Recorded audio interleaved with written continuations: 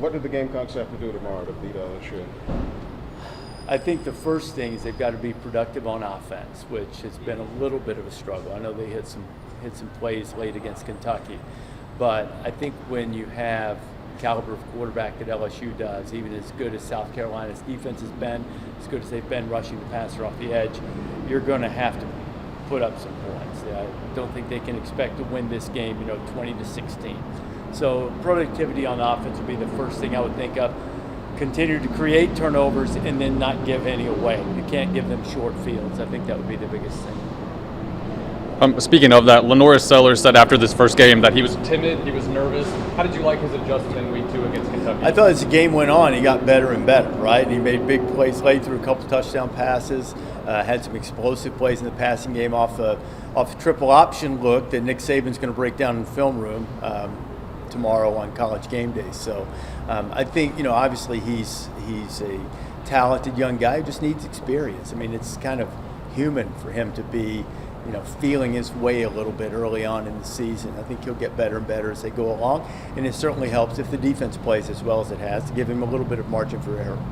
What do you think about South Carolina's pass rush? They got 10 sacks in 2 games and only had 21 last year. I was just talking to Clayton White a few minutes ago. He stopped by to say hello, and I mean, we've got a young one and a veteran one on each side. Both of them have been meeting at the quarterback, and I think that Dylan Stewart is a rising star in this game. He's going to be a guy who continues to grow there. Talking to Clayton, there's just a lot of things that he does naturally that he sort of knows how to do, and he's learning some of the techniques and when he has to be disciplined to stay outside because of a defensive call, or when he has a little more freedom, maybe to just beat his guy. Those types of things. But boy, you want to start with the level of intensity and the level of ability that he has, and talking to him, I haven't had a chance to meet Dylan yet, but from talking to the coach, he sounds like a great young man who really just soaks it all up, easy to coach, and I think the future's bright for him. And then having a guy like Kennard on the other side, who's been through some things, and has played a lot of ball, and just the opportunity for those two to work together. It's worked out very well for them so far. Their pressure numbers, in addition to sacks, just pressure percentage on dropbacks is really high. The forced fumbles, really high. You put the ball on the ground, it's great if you recover it. Even if you don't, you've created a disadvantage for the offense. So they've done a lot of really, really good things on defense in the early going, and a large part of it is because of those two defensive ends. And certainly even Warrior's been great in the back as well. Reece, I heard your podcast explaining why you ended up coming here for College GameDay today. It makes a lot of sense. Yeah. Preseason, did you have this game circled, think you'd be here, and what are you expecting from it? No, I didn't. Not at all. I mean, I would love to say, we're always keeping things on the radar, but not really, because Georgia, Kentucky seemed like a natural. Because, don't mean this disrespectfully to South Carolina. I know that South Carolina's had Kentucky's number, but you have home game in Kentucky. You've got the 2 Georgia transfers who are prominent. Brock Vandegrift and Jamon Dumas-Johnson from each side of the ball for Kentucky. A lot of storylines there. That seemed to be the play. And then with South Carolina, with the way they performed last week, it changed things. And that's the great thing about this show, is that we try to go with the best story every week. We try to, if a team loses a game, doesn't mean we can't go there. But sometimes it does alter the story, the trajectory of the season. So we try to be flexible and be ready to go anywhere where the story takes us. So this is a good one. It's also fun that it's noon, and being able to move inside the stadium and sort of let people experience what that's like in the moments leading up to the game in Williams-Brice, which most people have seen it, most people are familiar with it, but hopefully we can give it a great feel on game day.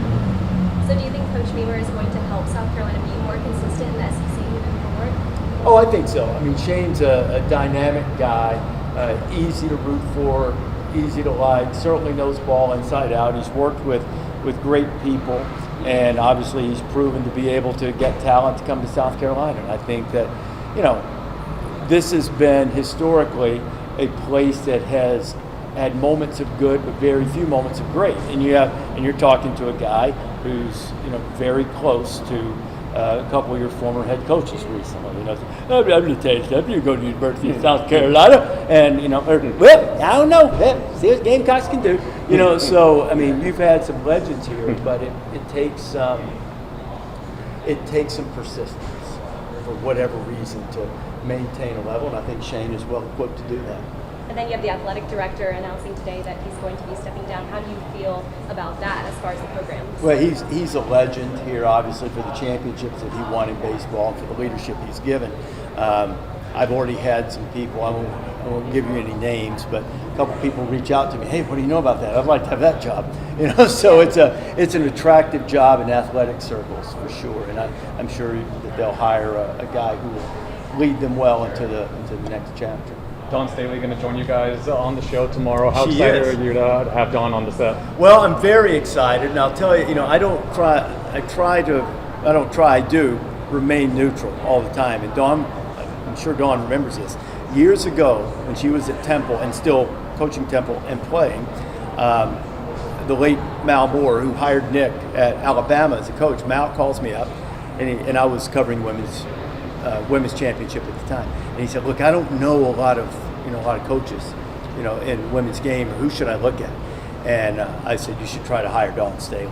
And he did. He tried very hard. I think I don't know all of the details. I think most of it centered around Dawn still wanted to play and coach for a little while, and in the SEC, they didn't feel like that was right. Maybe there were other factors too. But I've been an admirer of hers as a coach and as a player for a long time. So we're really, really excited to have her out there. She'll be great. What do you think's more likely? She wears South Carolina gear or some sort of Philly gear on set?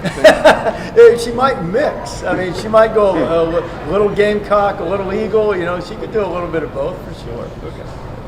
There's been a lot of talk this week about LSU's O-line versus South Carolina's D-line, but on the other side of that, what does USC's O-line need to do against a very talented and experienced LSU defense? Well, they're experienced, but they're learning a new system. And I think one of the things that I noticed when I called LSU's game against USC was that they were able to create some more havoc plays, and that's sort of a staple of the Blake Baker defense. But I think they're still growing into that. They're still figuring out exactly how they want to use Harold Perkins, whether he's going to be dropping in coverage more, which he has a little bit more this year. They're going to use him as a pass rusher. They've had an injury on the defensive front right now.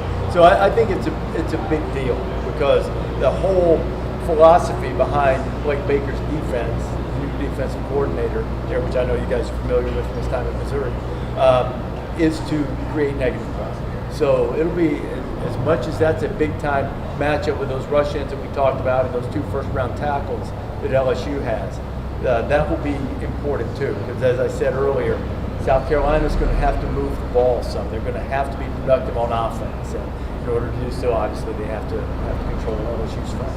And then after 10 years, you're back here in South Carolina. What are you hoping for the fans tomorrow? What do you hope they bring? Well, just a lot of energy, big numbers, a lot of intensity, responsiveness to the show, which I'm sure they will, and we'll try to put on a great show for them. I mean, we're even going to have some musical numbers for them. So we'll try to keep them entertained during commercial breaks, and then certainly during the show we hope they're entertained as well. If someone asks you about the positives and the negatives of being the athletics director here at USC, what would you tell them? I mean, the positives that you're in the SEC and you have a revenue stream that you know is going to continue. That's the number one thing. I'm not going to sit here and pretend that I'm familiar with where you guys are with you guys are journalists, where South Carolina is with its collective and with their ability to recruit, which is a big factor. Have to have that until something else changes. You're going to have to be in the game, in terms of providing NIL opportunities for the players, all legal, all legal. So if they have that in line, I can't find too many negatives. Now, the history that I mentioned earlier, the lack of consistency at the highest level, if the athletic director can either identify why that is or identify the fact that this is a program that we expect to be consistently good, occasionally great, there's nothing wrong with that. I know that's going to sound like a put down. It's not. I mean, that's almost every program, And so getting to that, if they can identify the reasons for the lack of consistency at times over the years, I think would probably be the only negative I can think of. I can't really think of many negatives. I mean, it's a good place to live. You've got unbelievable support.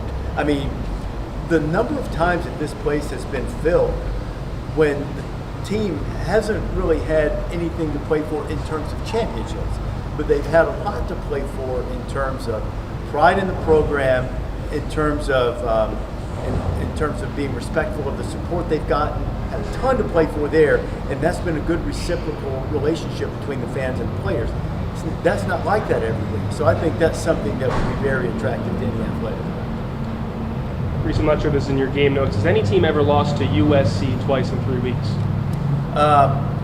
You are not getting me with this, because some of the people have gotten mad at me before for the other one, because I'm an honest man. And I love it here in Columbia. I went to Hall's Chop House last night, one of the best meals I ever had in my life. People here are so nice. Unbelievable support. When I hear the word Carolina, I think of my friend Hubert Davis and the Tar Heels. I just do, and so I hear USC, and I think the other one.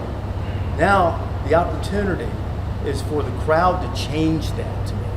Make me think of Cocky 2001, Sandstorm, the Chicken Curse, like Steve Tannehill, my friend George Rogers.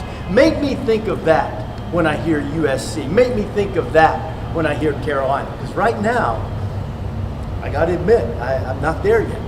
But they can change it tomorrow morning. They can change it tomorrow morning. To answer your question, I doubt it, but I don't know. Maybe I don't know if both USCs have gotten anybody in the span of 3 weeks. Thank you. Okay, nice political answer. Yeah. That is. Hey, but you're in Columbia now, so. Well, I know. Well, I'll tell you what really got them mad back when I did games and play-by-play, and I had my producer help me break the habit, because I grew up in North Alabama, and when you said Tech, that's Georgia Tech, Virginia Tech. First football game I ever saw, first college football game I ever saw, Virginia Tech played in it, and they lost to Alabama 77-6. And on the scoreboard, it didn't even say Virginia Tech, it said VPI. So Tech wasn't them. Tech was Georgia Tech. So I called a Georgia Tech, Virginia Tech game on a Thursday night, and I would just instinctively in my mind, Tech, Tech picked up 12 on the play. That's Georgia Tech to me, So things can change. It changed that night over the course of the game. The Carolina versus North Carolina, the USC versus USC, that can change Saturday morning.